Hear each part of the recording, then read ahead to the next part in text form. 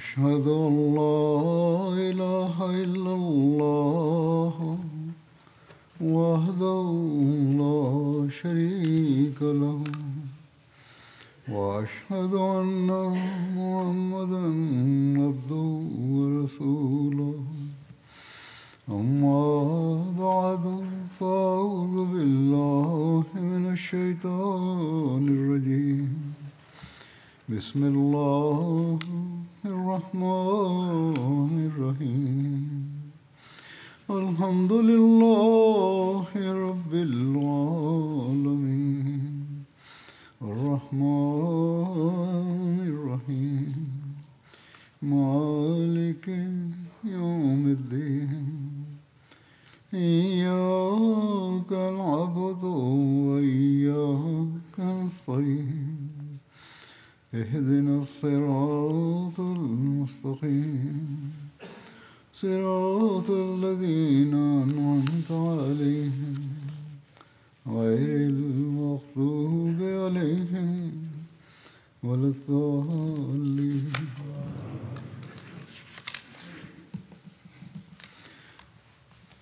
நாளை மறுநாள் மார்ச் 23ஆம் தேதியாகும். அஹ்மதியா ஜமாஅத்தின் வரலாற்றில் மார்ச் 23ஆம் தேதிக்கு பெரும் முக்கியத்துவம் உள்ளது. ஏனென்றால் 1889ஆம் ஆண்டு மார்ச் 23ஆம் நாளில் ஹஸ்ரத் மசீஹ் மவ்ஊத் அலைஹிஸ்ஸலாத்து வஸ்ஸலாம் அவர்கள் பையத்தை ஆரம்பித்து ஜமாஅத்திற்கான அடித்தளத்தை வைத்தார்கள். அல்லாஹுடைய வாக்குறுதிக்கும் ஹஸ்ரத் நபிகள் நாயகம் ஸல்லல்லாஹு அலைஹி வஸல்லம் அவர்களின் முன்னறிவிப்புக்கும் முற்றிலும் ஏற்பவே அன்னாருடைய தோற்றம் இருந்தது. அப்போது இஸ்லாத்தின் கப்பல் மிகவும் தத்தளித்து கொண்டிருந்தது.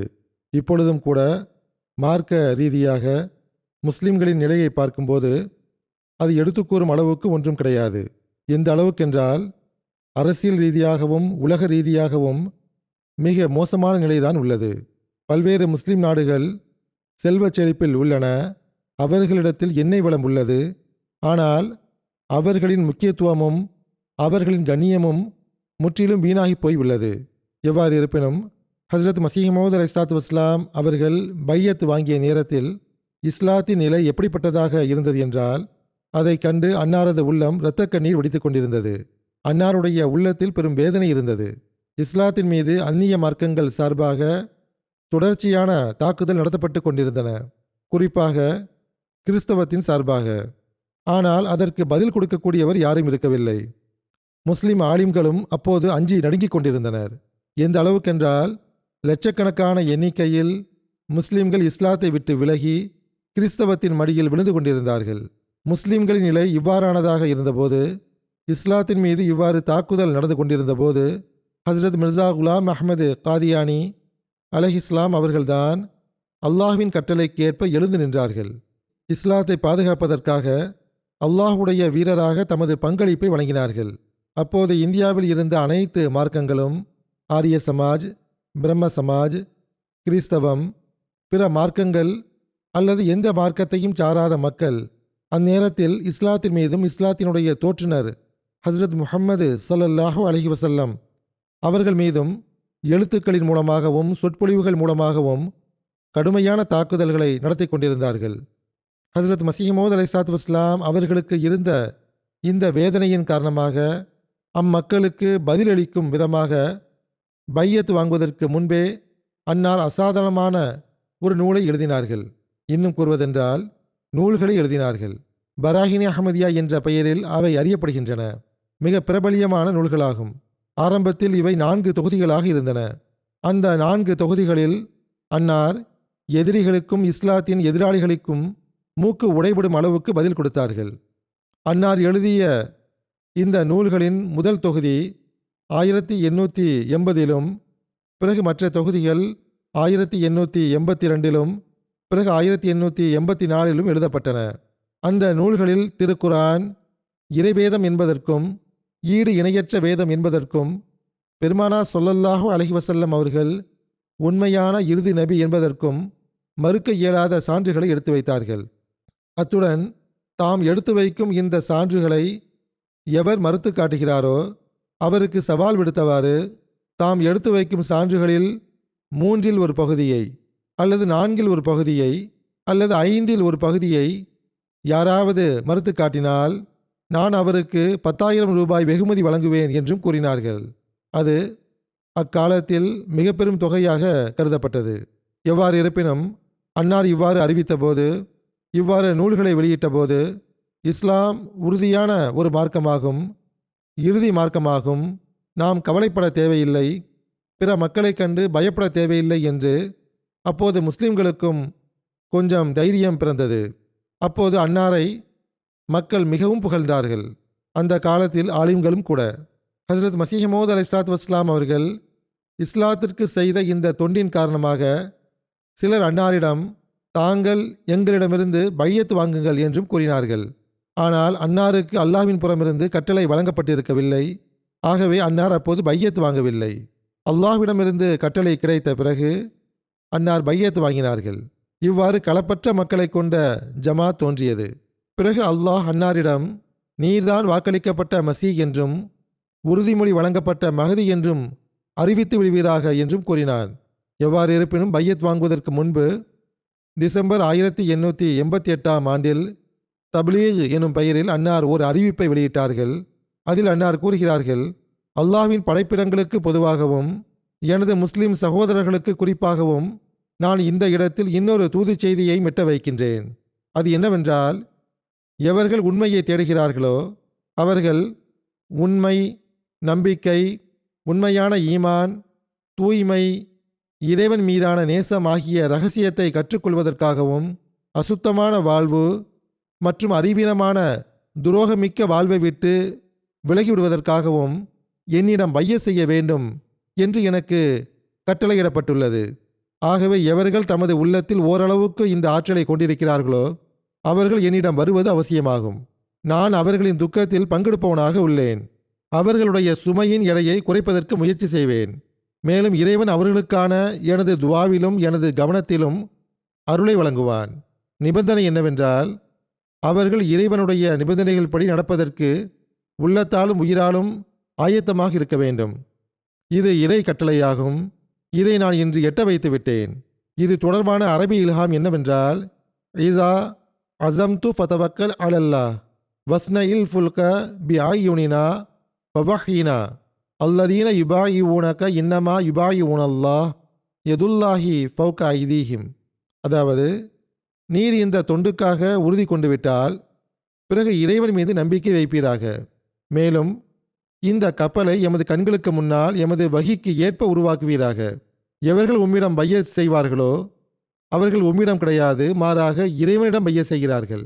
இறைவனுடைய கை அவர்களின் கைக்கு மேலே இருக்கும். பிறகு அல்லாஹ் பூமியின் அடையாளங்களையும் வானத்தின் அடையாளங்களையும் காட்டினான். வானத்தின் அடையாளங்களில் ஒன்று சூரிய சந்திர கிரகணம் ஆகும்.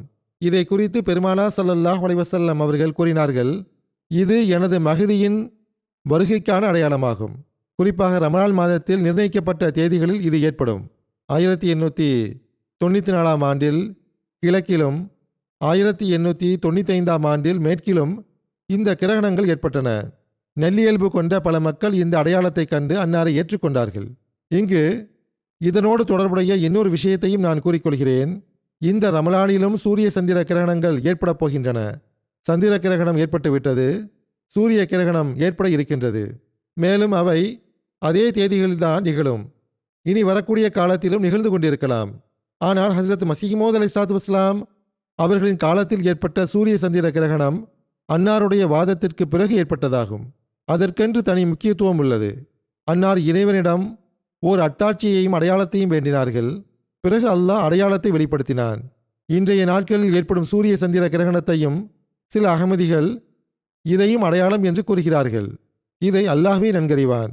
எவ்வாறு இருப்பினும் இதை அடையாளம் என்று கருதினாலும் கூட இது 135 136 ஆண்டுகளுக்கு முன்னால் செய்யப்பட்ட வாதத்தின் தொடர்ச்சியாகவே கருதப்படும். இன்னொரு விஷயத்தையும் நான் தெளிவாக்க விரும்புகிறேன். அது என்னவென்றால், ஹஸ்ரத் மசீஹ் மவ்ஊத் அலைஹிஸ்ஸலாத்து வஸ்ஸலாம் அவர்களின் காலத்தில் நிகழ்ந்த கிரகணங்கள் கிழக்கிலும் மேற்கிலும் தெரிந்தது. இந்த வருடத்தில் ஏற்படக்கூடிய கிரகணம் அதிகமான அளவில் மேற்கில் ஏற்பட்டுள்ளது. ஆகவே இந்த காலத்தின் கிரகணத்தை நாம் அந்த காலத்து கிரகணத்தோடு ஒப்பிட்டு இதற்கு அதனுடன் சரிசமமான முக்கியத்துவத்தை நாம் கொடுக்க முடியாது. அதுவும் கூட இந்த காலத்தில் நிகழும் கிரகணம் கொஞ்சம் பகுதிகள் வரை தான் ஏற்பட்டுள்ளது. அதாவது சூரிய கிரகணம் 20-25% பகுதிகளை கவர் செய்கின்றது. ஹஸ்ரத் மஸீஹ் மவ்ஊத் அலைஹிஸ்ஸலாத்து வஸ்ஸலாம் அவர்களின் காலத்தில் ஏற்பட்ட கிரகணம் 75% முதல் 100% பகுதிகள் வரை ஏற்பட்டது. அந்த கிரகணம் ஏற்பட்ட போது ஹஸ்ரத் மஸீஹ் மவ்ஊத் அலைஹிஸ்ஸலாத்து வஸ்ஸலாம் அவர்களுக்கு அது காட்டப்பட்ட போது, நாம் இதை கண்டுவிட்டோம், ஆனால் எதிரிகள் இதை கண்டு எந்த தாக்கத்தையும் பெறமாட்டார்கள் என்று கூறினார்கள். ஆனால் கொஞ்சம் கொஞ்சமாக அந்த கிரகணம் அதிகரிக்க ஆரம்பித்தது. சூரிய கிரகணம் ஏற்பட்டது. ஆக எவ்வாறு இருப்பினும் இதனோடு தொடர்புடைய விஷயமாக இருந்ததால் நான் இதை இங்கு கூறிவிட்டேன். அன்னார் 1889ஆம் ஆண்டு ஜனவரி 12ஆம் தேதி தக்மீலே தப்லீக், அதாவது தப்லீகை முழுமைப்படுத்துதல் என்ற பெயரில் ஒரு அறிவிப்பை வெளியிட்டார்கள். அதில் பையத்துடைய 10 நிபந்தனைகளை வைத்தார்கள். அஹ்மதியா ஜமாத்தில் பையத்தின் 10 நிபந்தனைகள் உள்ளதை நாம் அறிவோம். அஹ்மதியாவதற்கு அவற்றின்படி செயல்படுவதும் உள்ளத்தாலும் உயிராலும் அதை ஏற்றுக்கொள்வதும் அவசியமாகும். அதில் அன்னார் கூறிய வழிகாட்டல்கள் என்னவென்றால், மரணமடைகின்ற வரை ஷிர்க்கிலிருந்து தவிர்ந்து கொள்வேன். பைய செய்யக்கூடியவருக்கு அன்னார் இதை கூறுகிறார்கள். அவர் இவ்வாறு உறுதிமொழி எடுக்கட்டும் என்றார்கள். பொய், விபச்சாரம், தீய பார்வை, கட்டுப்படாமை, தீமை, அநீதி இழைத்தல், நம்பிக்கை துரோகம், குழப்பம் விளைவித்தல், கிளர்ச்சி செய்தல் ஆகிய விஷயங்களிலிருந்து தவிர்ந்து கொள்வேன். மன உணர்ச்சிகள் எந்த அளவு தீவிரமடைந்தாலும் அவற்றை மேலோங்க விடமாட்டேன். தொழுகைகளின் பக்கம் முழுமையாக கவனம் செலுத்துவேன். அல்லாஹ் மற்றும் தூதருடைய கட்டளைகளுக்கு ஏற்ப இயன்ற அளவு தொழுகைகளை விடாமல் தொழுவதற்கு முயற்சி செய்வேன். தஹஜ்ஜு தொழுவதற்கு முயற்சி செய்வேன். பாவங்களுக்காக மன்னிப்பு கோருவேன். இஸ்திக்ஃபார் செய்வேன். மனித குலத்திற்கு நாவினாலோ கைகளினாலோ ஏதேனும் துன்பம் ஏற்படும் அளவுக்கு எவ்வித மன உணர்ச்சியையும் வெளிப்படுத்த மாட்டேன். என் நிலையிலும் இறைவனுக்கு நன்றி உள்ளவனாக இருப்பேன். அல்லாஹ்வின் விருப்பத்திலேயே திருப்தி கொள்வேன். திருக்குர்ஆனின் ஆட்சியை என் மீது ஏற்படுத்திக் கொள்வேன். அதாவது திருக்குர்ஆனுடைய ஒவ்வொரு கட்டளையின்படியும் செயல்படுவதற்கு முயற்சி செய்வேன். அவற்றை தேடி பார்த்து அவற்றின்படி செயல்படுவேன். எவற்றிலிருந்து அல்லாஹ் தடுத்துள்ளானோ அவற்றிலிருந்து விலகிக் கொள்வேன். அல்லாஹ் மற்றும் அவனுடைய தூதரின் விஷயங்கள் படி செயல்படுவது எனது அன்றாட செயலாக இருக்கும். பணிவு, தன்னடக்கம், எளிமை, மென்மை ஆகியவற்றை மேற்கொள்வேன். தற்பெருமை மற்றும் அகம்பாவத்தை விட்டு விலகி இருப்பேன். மார்க்க தன்மானம் மற்றும் மார்க்கத்தின் மீது அனுதாபம் ஆகியவற்றை எனது செல்வம், உயிர் ஆகியவற்றை விடவும் அதிகமாக நேசிப்பேன். எனக்கு எந்த அளவு திறமைகளும் ஆற்றல்களும் உள்ளனவோ அதை கொண்டு மனித குலத்திற்கு எப்பொழுதும் பயனளிப்பதற்கு முயற்சி செய்வேன்.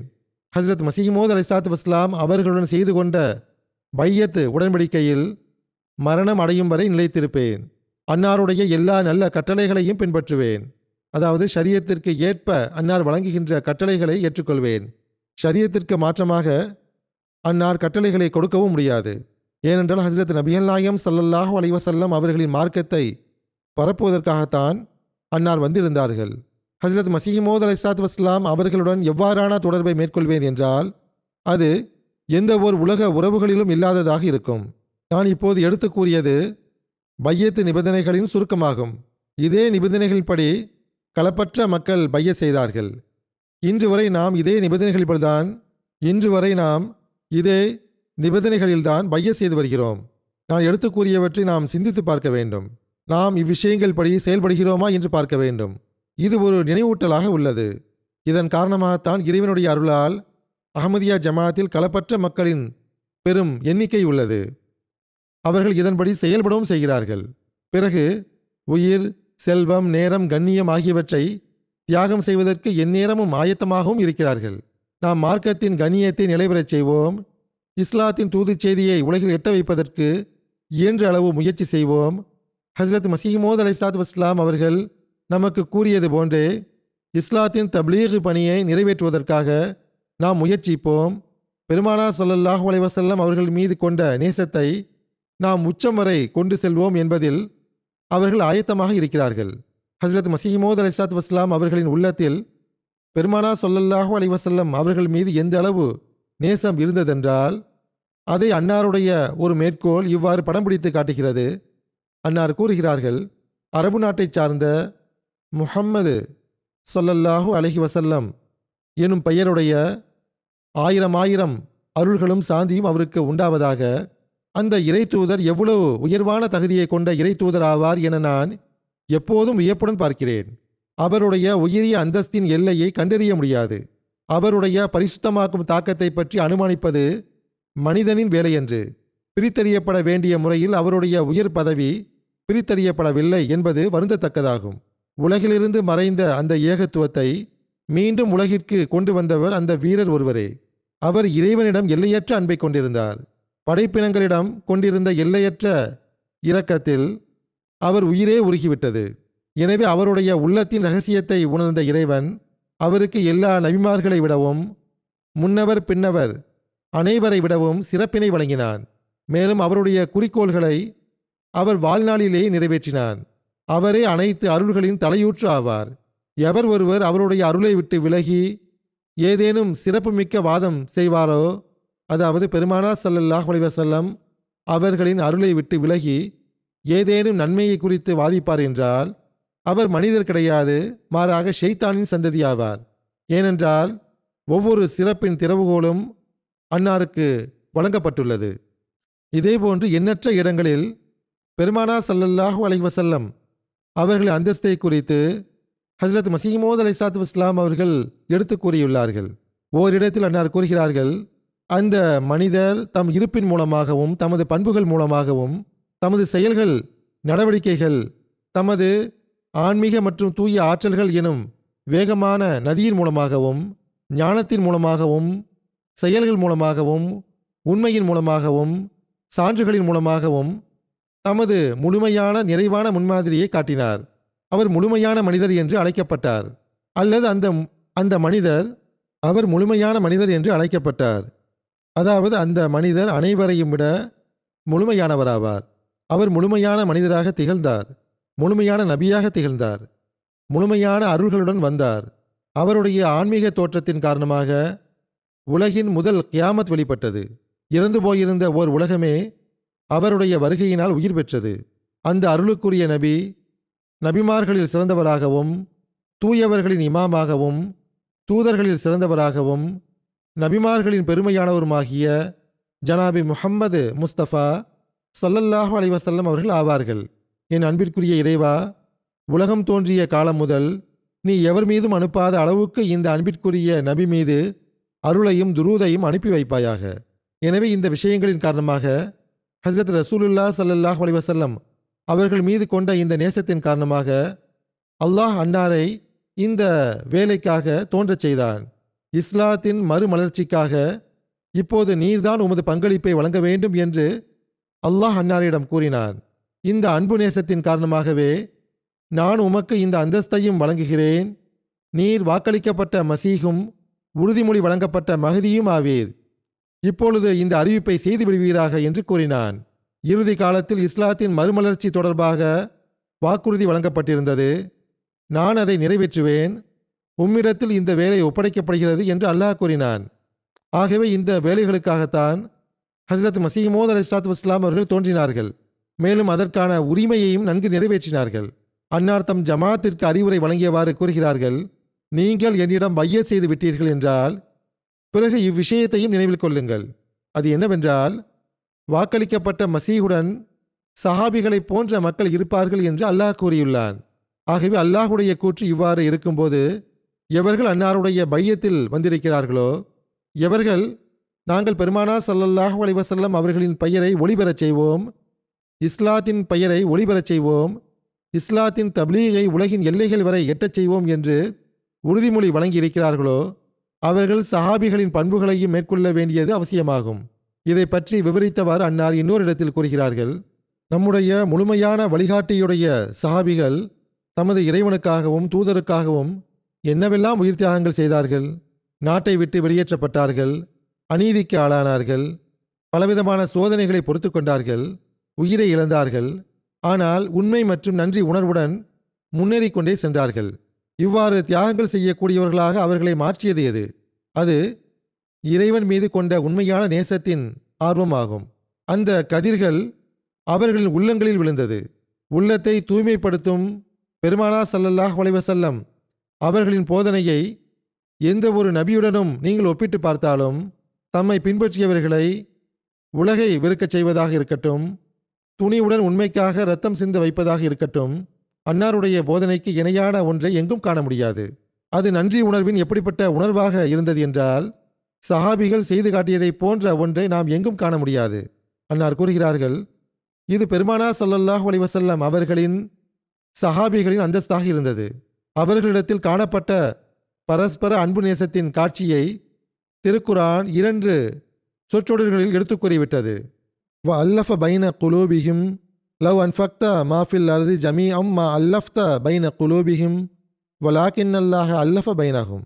அதாவது, தங்க மலையை கொடுத்தாலும் கூட அவர்களிடத்தில் அந்த நேசம் ஒருபோதும் உருவாகியிருக்காது. நீர் எண்ணற்ற செல்வத்தை செலவழித்தாலும் கூட அல்லாஹ் அவர்களிடத்தில் ஏற்படுத்திய இந்த அன்பு நேசத்தை உருவாக்கியிருக்க முடியாது. எனவே இது அல்லாஹ் உருவாக்கிய அன்பு நேசமாகும். ஏனென்றால் அவர்களிடத்தில் களப்பற்ற தன்மையும் நன்றி உணர்வும் இருந்தது. அவர்கள் பெருமானார் ஸல்லல்லாஹு அலைஹி வஸல்லம் அவர்களுக்காகவும் இஸ்லாத்திற்காகவும் தம் உயிரை தியாகம் செய்வதற்கு ஆயத்தமாக இருந்தார்கள். ஹஸ்ரத் மஸீஹ் மவ்ஊத் அலைஹிஸ்ஸலாத்து வஸ்ஸலாம் அவர்கள் கூறுகிறார்கள், இப்பொழுது வாக்களிக்கப்பட்ட மசீஹுடைய இன்னொரு ஜமாத்தும் உள்ளது. அது தம்மிடத்தில் சஹாபிகளின் பண்பை உருவாக்க வேண்டும். ஆகவே இந்த முன்மாதிரியை நமக்கு முன்னால் அன்னார் எடுத்து வைத்திருக்கிறார்கள். இந்த முன்மாதிரிப்படி நடந்தவாறு ஹஸ்ரத் மஸீஹ் மவ்ஊத் அலைஹிஸ்ஸலாத்து வஸ்ஸலாம் அவர்களிடம் நாம் பைய செய்திருக்கிறோம் என்றால், ஹஸ்ரத் மஸீஹ் மவ்ஊத் அலைஹிஸ்ஸலாத்து வஸ்ஸலாம் அவர்களோ பெருமானார் ஸல்லல்லாஹு அலைஹி வஸல்லம் அவர்களின் இயக்கத்தை முழுமைப்படுத்துவதற்காக வர இருந்தார்கள்.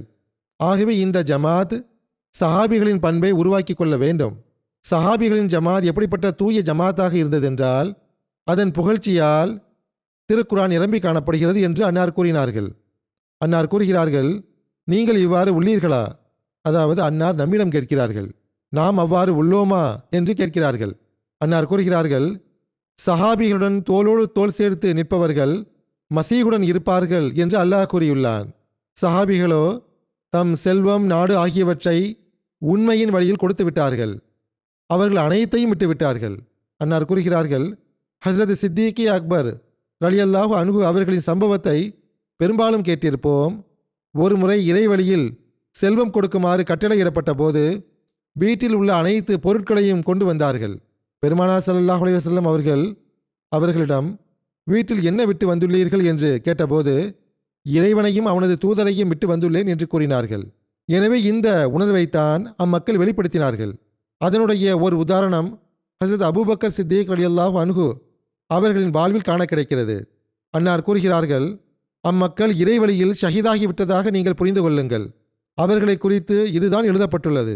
அவர்கள் வெளிப்படையான முறையில் ஷஹீதாகி இருந்தாலும் இல்லை என்றாலும், அவர்கள் வெளிப்படையான முறையில் இரத்தம் சிந்தி இருந்தாலும் இல்லை என்றாலும், அவர்கள் செய்த தியாகங்கள் ஷஹாதத்திற்குரிய அந்தஸ்தை கொடுக்கக்கூடியதாக இருந்தன. வாளின் கீழே சொர்க்கம் உள்ளது என்பதற்கு அவர்கள் ஆயத்தமாக இருந்தார்கள். எல்லா நேரமும் வாளின் கீழே இருந்தார்கள். ஆனால் நம்மீது இந்த அளவு கடுமை கிடையாது. ஏனென்றால் யதவுல் ஹர்பு என்று நமக்கு கூறப்பட்டுள்ளது. அதாவது மஹதியுடைய காலத்தில் சண்டைகள் நடைபெறாது, போர்கள் நிகழாது என்று கூறப்பட்டுள்ளது. ஆகவே நமக்காக அல்லாஹ் தியாகங்களின் சில சந்தர்ப்பங்களை வழங்கியிருக்கின்றான் என்றால் அதிலிருந்து நாம் பயனடைய வேண்டும். ஆகவே நமது உயிர், செல்வம், நேரம் ஆகியவற்றை தியாகம் செய்வோம் என்று நாம் உறுதிமொழி எடுத்திருக்கிறோம் என்றால் அதை நிறைவேற்ற வேண்டும். பையத் உடன்படிக்கையில் நாம் ஹஸ்ரத் மஸீஹ் மவ்ஊத் அலைஹிஸ்ஸலாத்து வஸ்ஸலாம் அவர்களை அனைவரையும் விட அதிகமாக நேசிப்போம் என்று வெளிப்படுத்தியிருக்கிறோம் என்றால், ஏனென்றால் அவர்கள் பெருமானார் ஸல்லல்லாஹு அலைஹி வஸல்லம் அவர்களின் பிரதிநிதியாக வந்தார்கள். ஆகவே நாம் வெளிப்படுத்தியதை நாம் செயல்படுத்தவும் வேண்டும். பிறகு அன்னார் ஜமாத்திற்கு பல அறிவுரைகளையும் வழங்கியிருக்கிறார்கள். ஹஸ்ரத் மஸீஹ் மவ்ஊத் அலைஹிஸ்ஸலாத்து வஸ்ஸலாம் அவர்கள் கூறுகிறார்கள், என்னிடம் பைய செய்திருக்கிறீர்கள் என்றால் பிறகு பையத்தின் உரிமையை செலுத்துவதற்காக எனக்கு இது வேண்டும். என்ன வேண்டும்? அன்னார் கூறுகிறார்கள், திருக்குரானை கதையாக கருதாமல் நீங்கள் அதை ஓதுங்கள். பையத்துடைய உரிமையை செலுத்த வேண்டுமென்றால் அதற்கான முதல் நிபந்தனை திருக்குரானை கதையாக கருதாமல் ஓத வேண்டும். அதை புரிந்து ஓதுங்கள். கடந்த ஹுத்பாவில் திருக்குரான் ஓதுவதன் பக்கம் நான் கவனமூட்டி இருந்தேன். பெருமானார் ஸல்லல்லாஹு அலைஹி வஸல்லம் அவர்களின் வழிகாட்டல்களையும் எடுத்து கூறியிருந்தேன். இதை பற்றி விவரித்தவாறு, மக்களுடைய நிலையை படம் பிடித்து காட்டியவாறு ஓரிடத்தில் அன்னார் இவ்வாறு கூறுகிறார்கள், மக்கள் எந்த அளவு இனிய குரலில் திருக்குரானை ஓதுகிறார்கள் என பாருங்கள். அழகிய கிராத்தில் ஓதுகிறார்கள், ஆனால் அது அவர்களின் தொண்டையை விட்டு கீழே இறங்குவதில்லை. மிக நல்ல கிராத்தாகும். ஆனால் எந்த விஷயங்களை புரிய வேண்டுமோ அது அவர்களுக்கு புரிவதில்லை. ஓதுகிறார்கள், நன்றாக ஓதுகிறார்கள். ஆனால் எந்த பொருளும் தெரியாது. தொண்டையில் இருந்து இனிய குரல்கள் வெளிப்படுகின்றன. அன்னார் கூறுகிறார்கள், திருக்குரானுடைய இன்னொரு பெயர் திக்ரு, அதாவது நினைவூட்டக்கூடியது என்பதாகும். ஆரம்ப காலத்தில் மனிதனுக்குள் ஒளிந்திருந்த மறக்கடிக்கப்பட்டிருந்த உண்மைகளையும் நம்பிக்கைகளையும் நினைவூட்டுவதற்காக அது வந்தது. உண்மைகளை நினைவுபடுத்துவதற்காக ஒவ்வொரு காலத்திலும் திருக்குரான் வந்தது. அந்த காலத்திலும் சரி இந்த காலத்திலும் சரி அல்லாஹ்வுடைய உறுதியான வாக்குறுதிக்கேற்ப இந்த காலத்திலும் வானில் இருந்து ஓர் ஆசிரியர் வந்தார். இன்னா லஹு லஹாஃபிதூன், கற்றுக் கொடுக்கக்கூடியவர் வந்தார். நாமே இதை பாதுகாப்போம் என்று அல்லாஹ் திருக்குரானில் கூறுகின்றான். அந்த வாக்களிக்கப்பட்டவர் வாஹரீன மின்ஹும் லம்மா எல்ஹக்கூ பிஹிம், மேலும் இதுவரை அவர்களுடன் சேராத மற்றவர்களுக்கிடையிலும் அவரை எழுப்புவான் என்பதற்கு பொருந்தக்கூடியவராக இருப்பார். அவர் உங்களுக்கிடையே பேசிக்கொண்டிருக்கும் நபராவார். பிறகு அன்னார் கூறுகிறார்கள், நான் மீண்டும் ரசூலே கரீம் ஸல்லல்லாஹு அலைஹி வஸல்லம் அவர்களின் முன்னறிவிப்பின் பக்கம் திரும்பி வருகிறேன். பெருமானா ஸல்லல்லாஹு அலைஹி வஸல்லம் அவர்கள் இந்த காலத்தை பற்றி செய்தி அறிவிக்கும்போது மக்கள் திருக்குரானை ஓதுவார்கள், ஆனால் அது அவர்களின் தொண்டையை விட்டு கீழே இறங்காது என்று கூறியிருக்கிறார்கள். இப்பொழுது நம்முடைய எதிரிகள், இன்னும் கூற வேண்டுமென்றால் அவர்கள் நம்முடைய எதிரி மட்டுமின்றி அல்லாஹுடைய வாக்குறுதிகளுக்கு கண்ணியம் அளிக்காதவர்களாகவும் உள்ளார்கள். அவர்கள் அல்லாஹுடைய வாக்குறுதிகளையும் முற்றிலும் மறுக்கக்கூடியவர்களாக இருக்கிறார்கள். ஹஜ்ரத் ரசூலுல்லாஹ் ஸல்லல்லாஹு அலைஹி வஸல்லம் அவர்களின் விஷயங்களை காது கொடுத்து கேட்காதவர்களாக இருக்கிறார்கள். எங்களுக்கு குர்ஆன் தெரியும் என்று அவர்கள் வாதிக்கிறார்கள், ஆனால் செயல் ஒன்றும் கிடையாது. அன்னார் கூறுகிறார்கள், பரிதாபம் என்னவென்றால் ஒருவர் அறிவுரை கூறுபவராக அவர்களுக்கு புரிய வைக்க விரும்பினால் அவர்கள் புரிந்து கொள்வதற்கு முயற்சிப்பதில்லை. அறிவுரை செய்யக்கூடியவர், அவர்கள் மீது பரிவு காட்டக்கூடியவர், அவர்கள் மீது அக்கறை கொள்ளக்கூடிய ஒருவர் புரிய வைக்க விரும்பினால் அவர்கள் புரிந்து கொள்வதற்கு முயற்சிப்பதில்லை. அன்னார் கூறுகிறார்கள், முயற்சி செய்ய விரும்பவில்லை என்றால் இருந்து கொள்ளட்டும், ஆனால் அதை கொஞ்சமாவது காது கொடுத்து கேட்கலாமே, காரணம் இன்றி ஏன் எதிர்த்து கொண்டே செல்ல வேண்டும்? அன்னார் கூறுகிறார்கள், அவர்கள் எவ்வாறு காது கொடுத்து கேட்பார்கள்? கேட்க இயலாமல் இருப்பது அவர்களின் கட்டாயமாகும். ஏனென்றால் கேட்பதற்கு செவித்திறனும் இருக்க வேண்டுமல்லவா? கேட்பதற்கு ஆற்றலும் இருக்க வேண்டுமே, காதும் இருக்க வேண்டுமே. கேட்கக்கூடியவர் அப்பொழுதுதான் கேட்க முடியும்.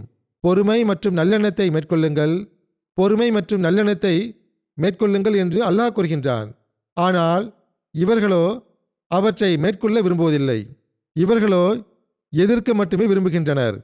அன்னார் கூறுகிறார்கள், இறைவன் அருளுடன் பூமியின் பக்கம் கவனம் செலுத்தியிருக்கவில்லை என்றால் இஸ்லாமும் கூட இந்த காலத்தில் உள்ள பிற மார்க்கங்களைப் போன்று இறந்து போன ஒன்றாகவும் கதையைப் போன்றும் புரியப்பட்டிருக்கும். இறந்து போன ஒரு மார்க்கம் மற்றவருக்கு வாழ்வு கொடுக்க முடியாது. ஆனால் இப்பொழுது இஸ்லாம் வாழ்வை கொடுப்பதற்கு ஆயத்தமாக உள்ளது. இறைவனுடைய எந்த ஒரு வேலையும் எவ்வித வழிவகையும் இன்றி நடப்பது கிடையாது என்பது இறைவனுடைய நடைமுறையாகும்.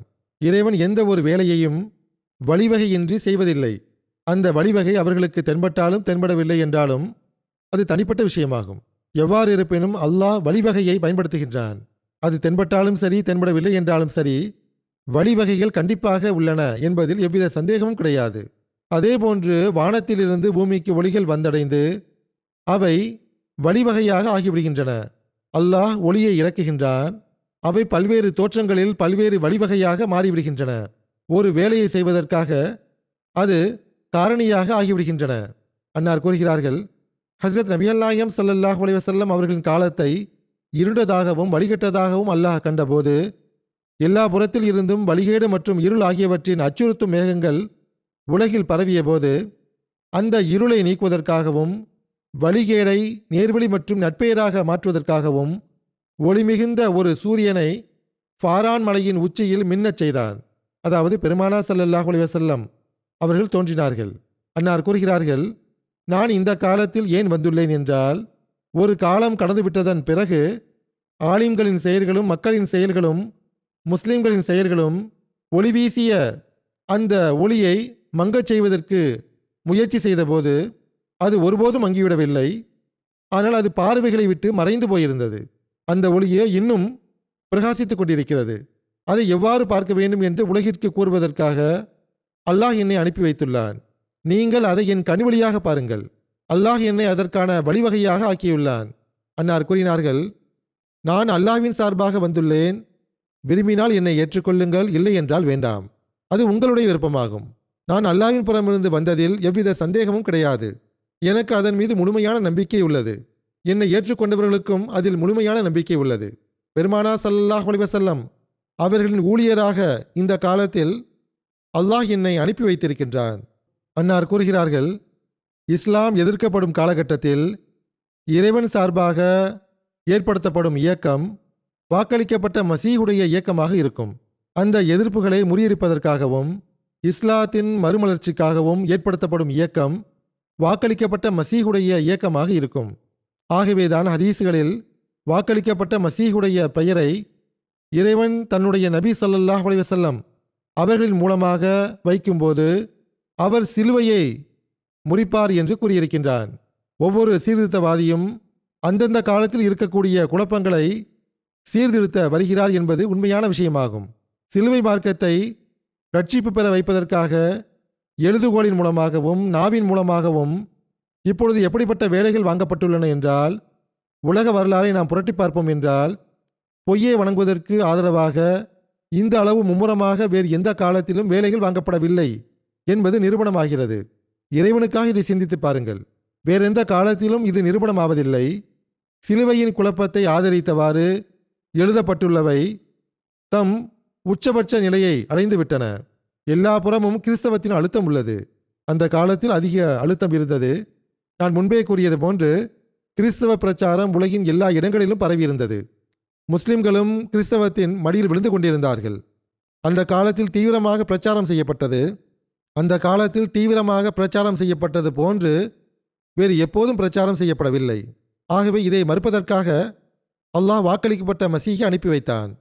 அன்னார் கூறுகிறார்கள், உண்மையான ஏகத்துவமும் நபி கரீம் ஸல்லல்லாஹு அலைஹி வஸல்லம் அவர்களின் பரிசுத்த தன்மையும் கண்ணியமும் உண்மையும் அதேபோன்று அல்லாஹ்வின் வேதம் அல்லாஹ்வின் புறமிருந்து வந்ததன் காரணமாகவும் அவற்றின் மீது அநீதி மற்றும் ஆதிக்கத்தின் மூலமாக தாக்குதல் நடத்தப்பட்ட போது சிலுவையை முறிக்கக்கூடியவரை அந்நேரத்தில் தோன்றச் செய்வதை இறை தன்மானம் எதிர்பார்க்காதா என்ன? அந்த காலத்தின் நிலையை பார்க்கும்போது சிலுவையை முறிக்கக்கூடியவர் அல்லாஹ்வுடைய வாக்குறுதிக்கேற்ப தோன்ற வேண்டும் என்றே எதிர்பார்க்கப்பட்டது. அந்த காலத்தில் கிறிஸ்தவத்தின் அழுத்தம் இருந்த அளவுக்கு இக்காலத்தில் கிடையாது. ஆனால் பெருமானார் ஸல்லல்லாஹு அலைஹி வஸல்லம் அவர்களின் பரிசுத்த தன்மை, கண்ணியம் மற்றும் உண்மை ஆகியவற்றின் மீது தாக்குதல் நடத்தப்பட்டு வருவது உண்மையே. திருக்குரானின் மீதும் தாக்குதல் நடத்தப்படுகின்றது. தற்காலத்தில் எல்லா இடங்களிலும் பல்வேறு விதமான மக்கள் பொருத்தமற்ற நடவடிக்கைகளையும் மேற்கொள்கிறார்கள். வாயில் வந்ததையெல்லாம் பேசுகிறார்கள். அவர்கள் நாத்திகர்களாகவும் இருக்கிறார்கள், மார்க்கமற்றவர்களாகவும் இருக்கிறார்கள், இஸ்லாத்தை எதிர்க்கக்கூடியவர்களாக இருக்கிறார்கள். அவர்கள் எந்த மார்க்கத்தை சார்ந்தவர்களாக இருந்தாலும் சரி, அவர்கள் அனைவருமே இதில் முன்னணி வகிக்கிறார்கள். இம்மக்களுடைய தலையை நசுக்குவதும் அவர்களுக்கு சான்றுடன் பதில் அளிப்பதும் பெருமானார் ஸல்லல்லாஹு அலைஹி வஸல்லம் அவர்களின் பரிசுத்த தன்மை, கண்ணியம் மற்றும் உண்மையை உலகில் வெளிப்படுத்த வேண்டியதும் திருக்குரானை பாதுகாப்பதற்கு முழுமையான பங்களிப்பை வழங்க வேண்டியதும் இன்றும் வாக்களிக்கப்பட்ட மசீஹுடைய ஜமாத்தின் பணியாகவே உள்ளது. அன்னார் கூறுகிறார்கள், இறைவன் தன்னுடைய வாக்குறுதியான இன்னா நஹ்னு நஸ்ஸல்னா ஸிக்ர வ இன்னா லஹு லஹாஃபிதூன் என்பதை மறந்துவிட்டானா என்ன? இறைவனுடைய வாக்குறுதிகள் உண்மையானவை என்பதை நிச்சயமாக நினைவில் வைத்துக் கொள்ளுங்கள். நானே திருக்குரானை இறக்கினேன், நானே இதை பாதுகாப்பேன் என்று அல்லாஹ் வாக்குறுதி அளித்துள்ளான். வாக்குறுதியில் அல்லாஹ் உண்மையானவனாக திகழ்கின்றான். அவன் தன் வாக்குறுதிக்கேற்ப உலகில் ஓர் எச்சரிக்கையாளரை அனுப்பினான். உலகம் அவரை ஏற்றுக்கொள்ளவில்லை. ஆனால் இறைவன் நிச்சயமாக அவரை ஏற்றுக்கொள்வான். பெரும் வலுவான தாக்குதல்கள் மூலமாக அவருடைய உண்மையை வெளிப்படுத்துவான். இறைவனுடைய வாக்குறுதிக்கேற்பவே நான் வாக்களிக்கப்பட்ட மசீகாக வந்துள்ளேன் என்பதை நான் உங்களுக்கு உண்மையாகவே கூறிக்கொள்கிறேன். விரும்பினால் ஏற்றுக்கொள்ளுங்கள், இல்லை என்றால் மறுத்துவிடுங்கள். நீங்கள் மறுத்து விடுவதால் ஒன்றும் நடக்கப்போவது கிடையாது. இறைவன் என்ன நாடி இருக்கின்றானோ அது நடந்தே தீரும். ஏனென்றால் இறைவன் பராஹீனில் சதகல்லாஹு வ ரசூலுஹு வகான வாதன் மஃபூலா என்று முன்பே கூறிவிட்டான். அதாவது அல்லாஹும் அவனது தூதரும் கூறியது முற்றிலும் உண்மையே.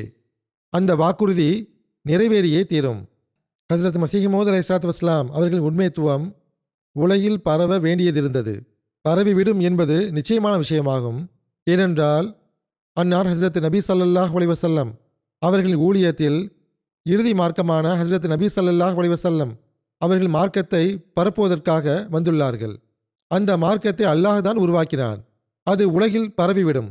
நம்மவர்கள் எதிர்த்தாலும் அல்லது அந்நியர்கள் எதிர்த்தாலும் அவர்களின் எதிர்ப்புகள் இறுதியில் தோல்வி அடைந்துவிடும். அன்னார் கூறுகிறார்கள், ஏதேனும் சீர்திருத்தவாதி வரவேண்டும் என்பதை முஸ்லிம்களின் செயல்களே எதிர்பார்க்கவில்லையா என்பதை நீங்களே கூறுங்கள். ஏன் வந்தார் என்று மௌலவிகள் கூச்சலிடுகிறார்கள்.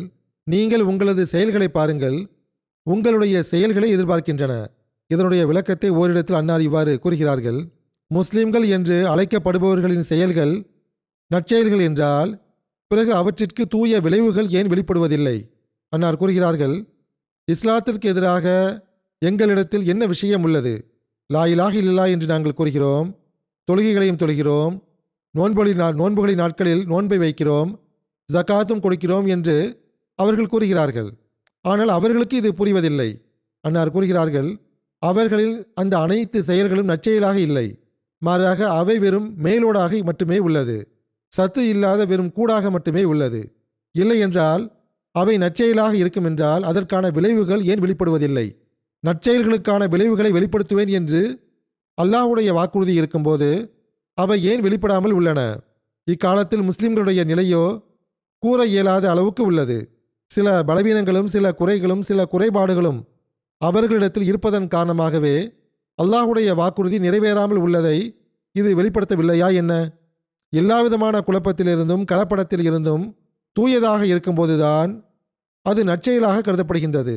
ஆனால் அவர்களிடத்தில் இந்த விஷயங்கள் எங்கே உள்ளன? தொழுகிறோம், நோன்பு வைக்கிறோம் என்று அவர்கள் வாதங்கள் புரிகிறார்கள். ஆனால் இரையச்சம் ஒன்றும் இருப்பதில்லை. அவர்கள் தம்மையே ஆய்வு செய்து பார்த்தால் அவர்களிடத்தில் இந்த தீமைகள் உள்ளனவா இல்லையா என்பதை அவர்கள் அறிந்து கொள்வார்கள்.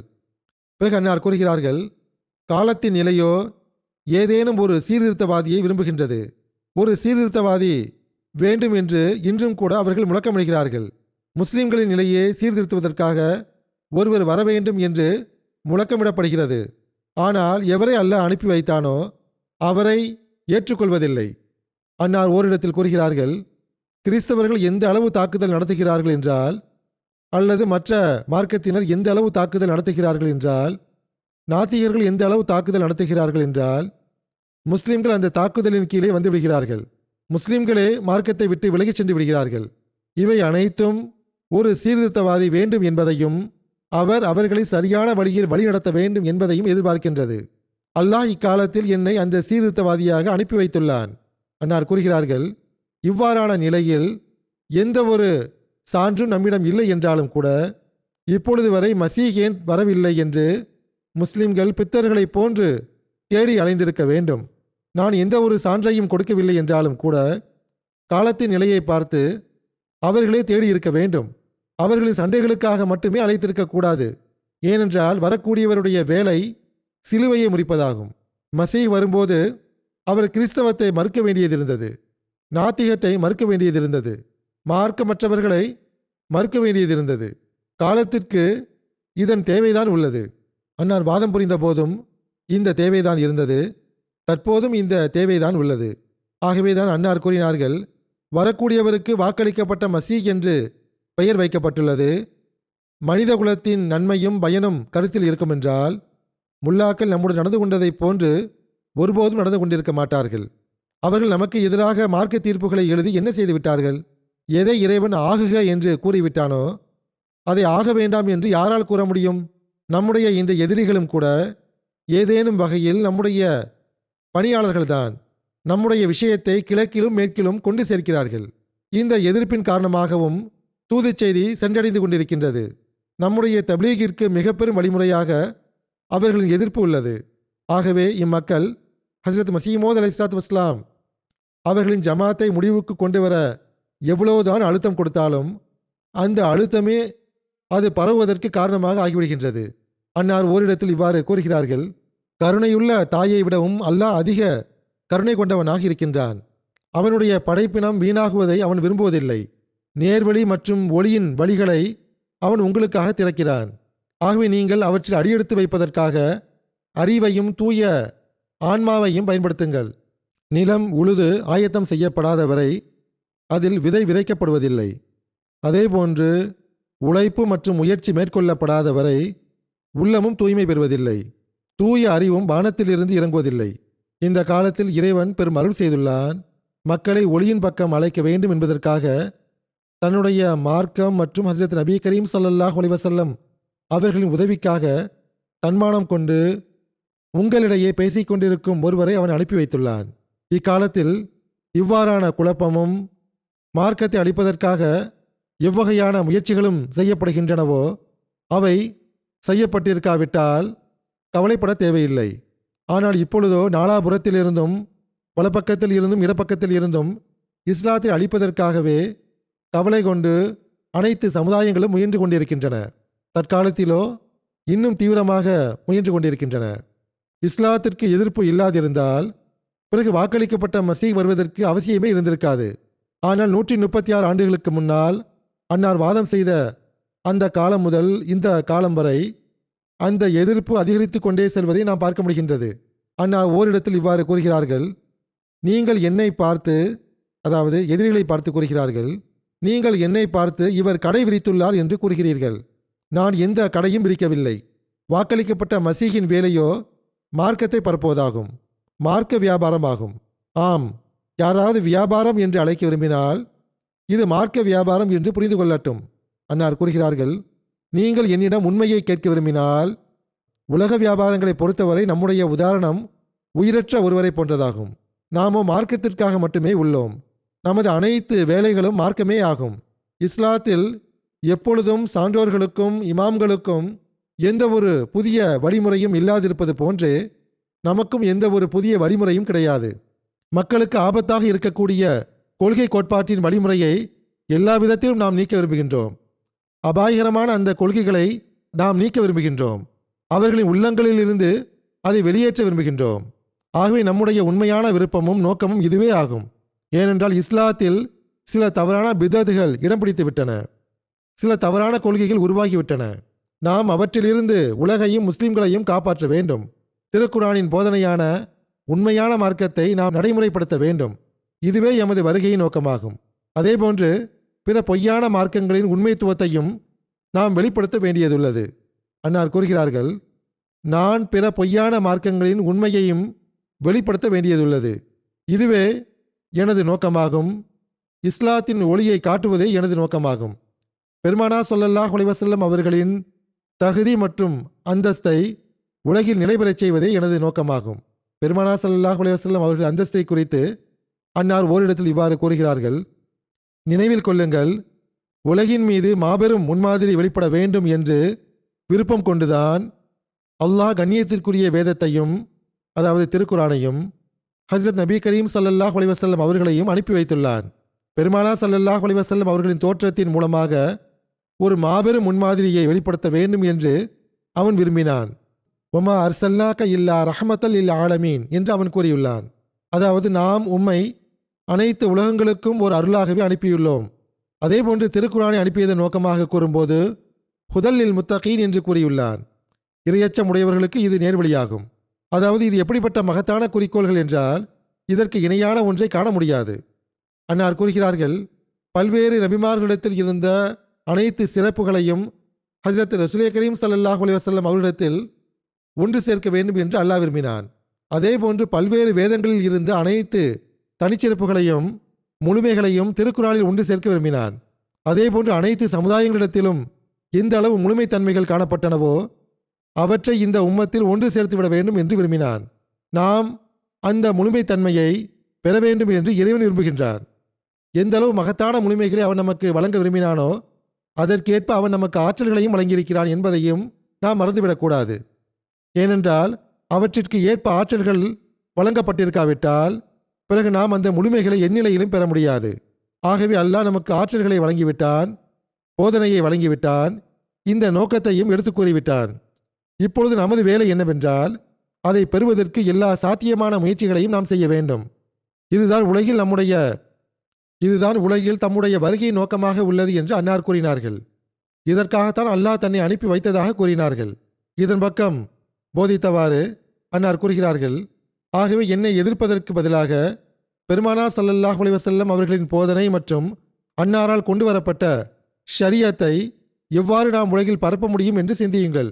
அன்னார் கூறுகிறார்கள், பெருமானார் ஸல்லல்லாஹு அலைஹி வஸல்லம் அவர்கள் முழுமையான நபி ஆவார்கள். நமக்கு அல்லாஹ் எப்படிப்பட்ட நபியை வழங்கியுள்ளான் என்றால், அவர் நம்பிக்கை கொண்டவர்களுள் சிறந்தவராகவும் ஞானமுடையவர்களுள் சிறந்தவராகவும் காத்தமுன் நபியினாகவும் இருக்கிறார்கள். அதேபோன்று அனைத்து வேதங்களையும் உள்ளடக்கிய காத்தமுல் குதுபை, அதாவது அனைத்து வேதங்களையும் விட சிறந்த வேதத்தை அவர்கள் மீது அல்லாஹ் இறக்கியுள்ளார். பெருமானா ஸல்லல்லாஹு அலைஹி வஸல்லம் அவர்கள் காத்தமுன் நபியினாக இருக்கிறார்கள். அன்னாருடன் நுபுவத்து முடிந்து விட்டது என்றால் ஒருவருடைய கழுத்தை நெரித்து முடிப்பதை போன்று கிடையாது. இவ்வாறு முடிப்பது பெருமைக்குரிய விஷயம் கிடையாது. மாறாக பெருமானா ஸல்லல்லாஹு அலைஹி வஸல்லம் அவர்கள் மீது நுபுவத்து முடிவு பெற்றது என்பதன் பொருள் இயல்பாக அன்னாரிடம் நுபுவத்தின் முழுமை பெற்றன என்பதாகும். அதாவது ஆதம் முதல் மசீஹ் இப்னு மரியம் வரை பல்வேறு நபிமார்களுக்கு கொடுக்கப்பட்ட அனைத்து சிறப்புகளும், சிலருக்கு சில சிறப்புகளும் இன்னும் சிலருக்கு வேறு சில சிறப்புகளும் கொடுக்கப்பட்டிருந்தன. அந்த அனைத்தும் பெருமானா ஸல்லல்லாஹு அலைஹி வஸல்லம் அவர்களிடத்தில் ஒன்று சேர்க்கப்பட்டன.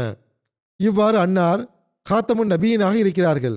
அவ்வாறே பல்வேறு வேதங்களில் தொடர்ந்து கொண்டிருந்த போதனைகளும் அறிவுரைகளும் ஞானங்களும் திருக்குரானில் வந்து முடிந்து விட்டன. திருக்குரான் காத்தமுல் குதுபாக இருக்கின்றது. அன்னார் ஓரிடத்தில் கூறுகிறார்கள், நாங்கள் ஹஸரத் நபி ஸல்லல்லாஹு அலைஹி வஸல்லம் அவர்களை காத்தமுன் நபியின் என ஏற்றுக்கொள்வதில்லை என்று என் மீதும் என் ஜமாத்தினர் மீதும் பழி சுமத்தப்படுகின்றது. இது மாபெரும் இட்டுக்கட்டாகும். நாங்கள் எந்த அளவுக்கு உறுதியான நம்பிக்கை, உறுதியான ஞானம் மற்றும் அகப்பார்வையுடன் ஹஸரத் நபி ஸல்லல்லாஹு அலைஹி வஸல்லம் அவர்களை காத்தமுன் நபியின் என நம்புகிறோம் என்றால் அது லட்சத்தில் ஒரு பங்கு கூட மற்றவர்கள் நம்புவதில்லை.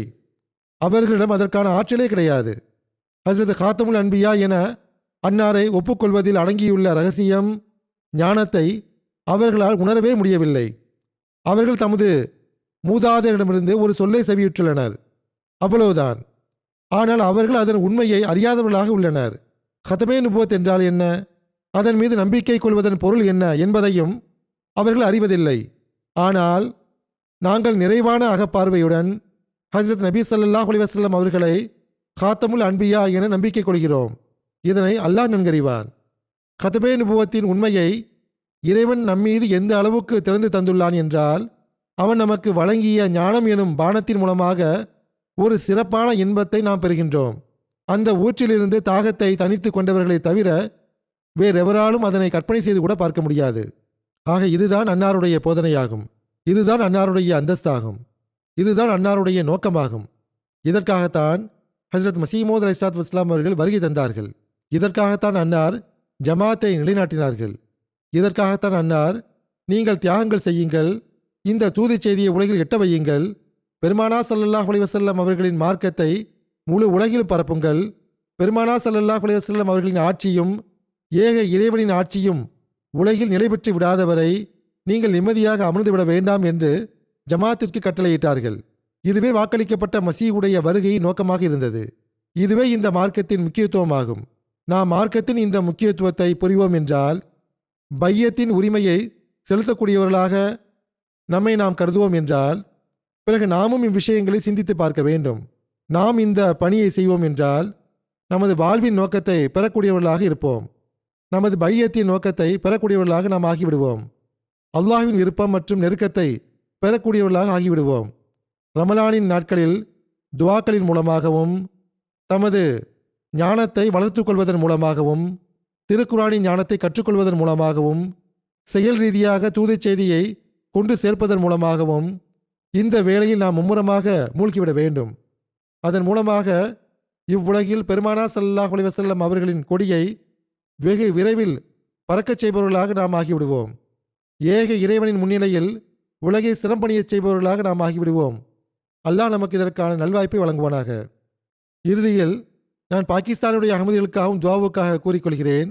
அல்லாஹ் அவர்களின் சூழ்நிலைகளில் எளிதை உருவாக்குவானாக. தற்போது எதிரிகள் முழுமையான முறையில் அழுத்தம் கொடுக்கிறார்கள். எல்லா விதத்திலும் துன்பம் கொடுப்பதற்கு முயற்சி செய்கிறார்கள்.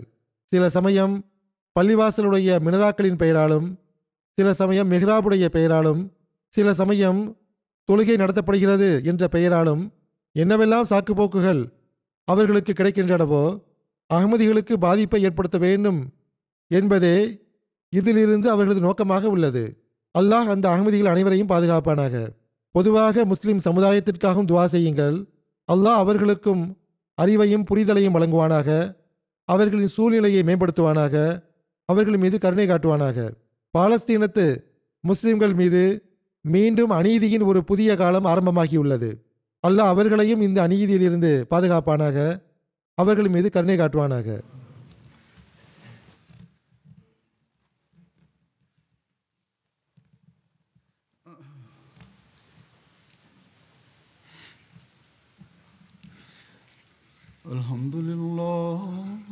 الحمد لله نحمده ونستعينه ونستغفره ونؤمن به ونتوكل عليه ونعوذ بالله من شرور أنفسنا ومن سيئات أعمالنا من يهده الله فلا مضل له ومن يضلل فلا هادي له ونشهد أن لا إله إلا الله ونشهد أن محمدا عبده ورسوله. عباد الله رحمكم الله، إن الله يأمر بالعدل والإحسان وإيتاء ذي القربى وينهى عن الفحشاء والمنكر والبغي يعظكم لعلكم تذكرون. اذكروا الله يذكركم وادعوه يستجب لكم ولذكر الله أكبر.